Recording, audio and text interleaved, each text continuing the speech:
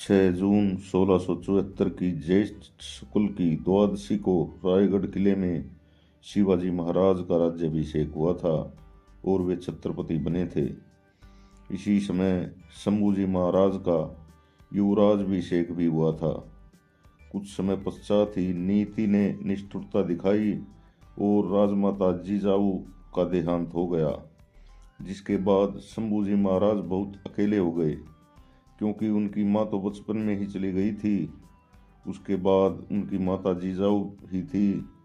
अब वे चली गई तो कुछ समय तक शोकाकुल रहने के बाद स्वराज्य की रक्षा के लिए उन्होंने अपने आप को संभाला और राज्य का कार्यभार पुनः ग्रहण कर लिया और तन्मयता के साथ उसका निर्वहन करने लगे। एक बार एक अभियान से आने के बाद छत्रपति शिवाजी महाराज को मत्सक शूल नामक बीमारी ने बहुत तंग किया। उस समय वे 56 दिनों तक बीमार रहे। इसी दौरान राज्य का कार्यभार चलाते समय युवराज और मंत्रियों के बीच में मतभेद हो गया। यह मतभेद मुख्य रूप से कारभारी अनाजी पंत और युवराज के बीच था। शिवाजी महाराज स्वस्थ हुए और दक्षिण विजय के अभियान पर चले गए, जहां उन्होंने कर्नाटक विजय किया और तमिलनाडु तक अपना स्वराज्य विस्तार किया। इसी दौरान मंत्रीगणों और युवराज के मध्य दूरियां बढ़ती चली गई। शंभूजी महाराज इन सभी अशांतताओं से दूर जाने के लिए अपनी युवराज जी येसुबाई के मायके श्रृंगारपुर में जावली में चले गए। वहाँ उन्होंने संस्कृत भाषा में बुद्धभूषण नामक एक उत्तम ग्रंथ लिखा।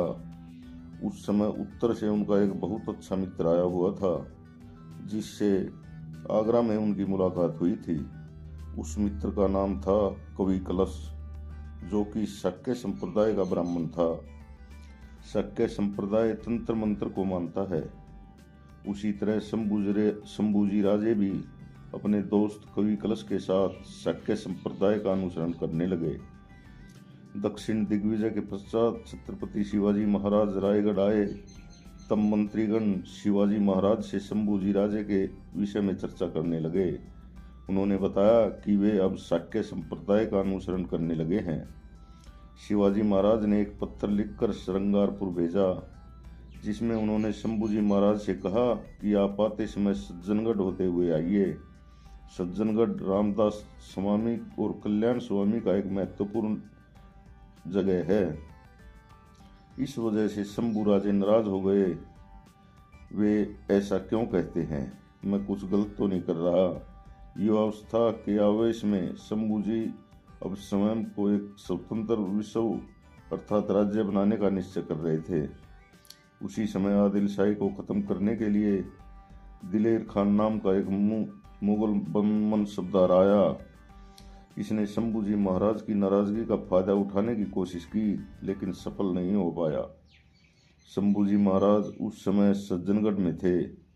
एक संवाद में उन्होंने कहा कि मैं तुम्हें सप्तहजारी मनसब देता हूँ, तुम हमारी छावनी में आ जाओ। शंभूजी महाराज छत्रपति शिवाजी महाराज जैसे ही शूरवीर, स्वराज्यनिष्ठ और धर्मनिष्ठ थे, परंतु उस समय उन्हें खुद का विश्व बनाना था, इसलिए वे दिलेर खान की छावनी में चले गए। दिलेर खान ने बीजापुर की आदिलशाही को खत्म करने का प्रण लिया हुआ था, लेकिन छत्रपति शिवाजी महाराज हमेशा की तरह मुगलों का ध्यान भटकाने की कोशिश करने लगे और उन्होंने मुगल छावनी पर आक्रमण कर दिया। इस समय तक आदिलशाही कमजोर हो चुकी थी, लेकिन शिवाजी महाराज को हिंदू स्वराज्य के रक्षण के लिए आदिलशाही को खत्म नहीं करना था। उनका मानना था कि ये दक्षिण के वे छोटे छोटे राज्य हैं जो हमेशा हमारी मदद करेंगे, और यदि दक्षिण के सारे राजा बादशाह के साथ आ जाएंगे तो हम मुगल सल्तनत को खत्म कर सकेंगे। इसलिए शिवाजी महाराज ने आदिलशाही को बचाने का प्रयत्न किया। उस वजह से दिलेर खान ने स्वराज्य के ऊपर आक्रमण करना शुरू कर दिया। शिवाजी महाराज ने आदिलशाही से उनका ध्यान भटका दिया। हमारे शिवाजी महाराज बहुत दूरदर्शी थे। मराठों के भोपालगढ़ किले पर फिरंगोजी नरसाला नाम का एक किलेदार था। ये वही किलेदार फिरंगोजी नरसाला हैं जो चाकण में थे। जब शाइस्ता खान आया था, दिलेर खान को लगा कि वह भोपालगढ़ आसानी से जीत लेगा, क्योंकि उसके पास 3500 सेना थी, 35,000 सेना थी।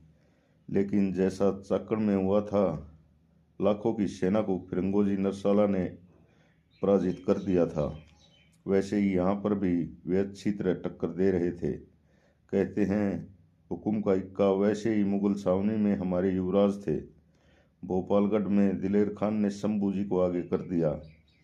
स्वराज के युवराज आए हैं, अर्थात स्वराज के भाई छत्रपति को सामने देख फिरोजी नरसाला ने युद्ध को विराम कर दिया। फिरंगोजी मुगलों के को कभी किला नहीं देते, लेकिन सामने शंभूजी राजे को देखकर वे चुप हो गए। उसने 700 मराठों के सर और हाथ कलम कर दिए। अब वह सामान्य जनता पर अत्याचार करने लगा। शंभूजी इस दृश्य को अपनी आंखों से देख रहे थे। उन्हें मुगल सल्तनत और हिंद स्वराज्य के मध्य भेद स्पष्ट रूप से समझ आ गया। स्वराज्य जनता, धर्म और मातृभूमि के लिए है, और मुगल सल्तनत सिर्फ विदेशी आक्रांताओं की सत्ता है। शंभूजी राजे अब मुगल छावनी से निकलने का प्रयास करने लगे। केवल कुछ सहयोगियों, अपनी बहन और पत्नी के साथ आए शंभूजी ने दिलेर खान का प्रतिरोध करना आरंभ कर दिया। वे अपनी जनता के लिए लाखों सैनिकों की छावनी में अकेले ही तलवार लेकर निकल पड़े। यहाँ पर एक बार पुनः शिवाजी की दूरदर्शिता का उदाहरण मिलता है। दरअसल छत्रपति शिवाजी महाराज अब आदिल शाह से महत्वपूर्ण चर्चा करने बीजापुर गए थे। तभी उन्होंने युवराज शंभूजी महाराज के पीछे गुप्तचर लगाए हुए थे, जिसका काम था जब युवराज बाहर जाने की कोशिश करेंगे तब उनकी मदद करनी है। शंभूजी राजा महाराज अपने प्रयासों और गुप्तचरों के साथ वहां से पन्नाला की ओर निकल आए। शिवाजी महाराज भी बीजापुर से पन्नाला आए। वहीं पर छत्रपति शिवाजी और शंभू राजा की भेंट हुई। छत्रपति शिवाजी महाराज ने उन्हें गले लगाते हुए कहा, मुगल सल्तनत हिंदुओं के ऊपर हुए अत्याचारों से खड़ी है। यह स्वराज तुम्हारा है। यह सारी जनता तुमसे प्रेम करती है। शंभूजी महाराज की समझ में आ गया कि मुगलों की छावनी में जाना एक बहुत बड़ी भूल थी। शंभूजी महाराज जब वापस आए तो मराठा स्वराज में उत्तराधिकार के लिए मतभेद होने लगे। दरअसल शिवाजी महाराज की दूसरी पत्नी सोयराबाई ने अपने 10 वर्षीय पुत्र राजाराम को उत्तराधिकारी बनाना चाहा। मुख्य समस्या यह थी, यदि 10 वर्षीय राजाराम को राज सत्ता सौंप दी जाती तो मराठा स्वराज पर मुगल आक्रमण का खतरा बढ़ जाता, क्योंकि अल्पवयस्क राजाराम को उस समय तक प्रशासन का खास अनुभव नहीं था। इसलिए मराठा स्वराज की अखंडता की रक्षा के लिए यह आवश्यक था कि राज सत्ता शंभूजी महाराज को ही प्राप्त हो। किंतु उस समय छत्रपति शिवाजी महाराज को जवर की बीमारी बढ़ने लगी और 3 अप्रैल 1680 को उनका देहांत हो गया। जब शंभूजी महाराज को छत्रपति शिवाजी महाराज की सबसे ज़्यादा जरूरत थी, तो वे ब्रह्मलीन हो गए और राज दरबार में शंभूजी महाराज के विरोध में बातें चलने लगी। फिर भी उन्होंने कुशलतापूर्वक सभी षड्यंत्रों को समाप्त किया और देशद्रोहियों को सजा देने के साथ साथ उदार हृदय दिखाते हुए मंत्रीगणों को भी अक्षमा कर दिया। उन्होंने पन्नाला गढ़ पर स्वराज की सभी सरदारों की महत्वपूर्ण व्यक्तियों को संगठित किया। राजसत्ता के सर्वाधिकार अपने हाथ में लेते हुए उन्होंने दिलेर खान द्वारा मराठा स्वराज को पुनः हुए नुकसान की भरपाई करने की योजना बनाई। शंभूजी ने मुगलों के महत्वपूर्ण व्यापारी ठाणे बुरहानपुर पर आक्रमण कर दिया। बुरहानपुर अत्यंत ही सुंदर था, जहाँ बड़े बड़े जोहरी और व्यापारी आते थे। यहाँ से उन्हें हीरे जवाहरात, स्वर्ण आदि बहुमूल्य संसाधनों की प्राप्ति होती थी। राज्याभिषेक से ठीक पहले औरंगजेब को सीधी चुनौती देकर उन्होंने सिंहासन के लिए अपनी योग्यता सिद्ध कर दी। बड़े धूमधाम से 16 जनवरी 1681 को शंभूजी महाराज का राज्याभिषेक हुआ और वे छत्रपति कहलाए। छत्रपति शंभूजी महाराज की राजमुद्रा पर अंकित था। श्री शंभो शिवजात तस्य मुद्रा धौरिव राजते यंद सेविनी लेखा वर्तते कस्य नो परी। अर्थात छत्रपति शिवाजी महाराज के पुत्र शंभू राजे, उनकी है राजमुद्रा सूर्य की तरह तेज और तेजस्वी है। इस राजमुद्रा के सारे आश्रित सुखी रहेंगे। इस राजमुद्रा से श्रेष्ठ कोई भी नहीं है। इधर शंभूजी महाराज द्वारा बुरहानपुर पर आक्रमण करने के कारण भयभीत मुल्ला मौलवियों ने औरंगजेब को एक पत्र लिखा। काफिरों का राज बढ़ गया है, उनकी शक्ति इतनी बढ़ गई है कि हमें अब शुक्रवार की नमाज भी बंद करनी पड़ेगी। प्रतिशोध की आग में जल रहा औरंगजेब 3 लाख अश्वबल, 4 लाख पैदल सैनिक, असीमित तोपखाना आदि लेकर बुरहानपुर पहुंच गया।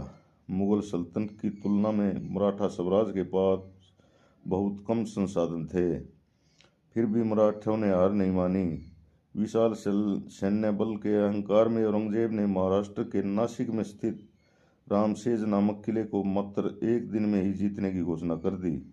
औरंगजेब की सेना किले पर चढ़ाई करने चली, किंतु किले पर तैनात मात्र 600 मराठा मावलों ने इतना तीव्र प्रतिकार किया कि औरंगजेब का सपना धरा का धरा रह गया। मात्र 1 दिन में रामसेज किले को जीतने का दम भरने वाला औरंगजेब कभी उस किले को जीत नहीं पाया। अपने इस बड़बोलेपन के कारण औरंगजेब घोर अपमानित हुआ।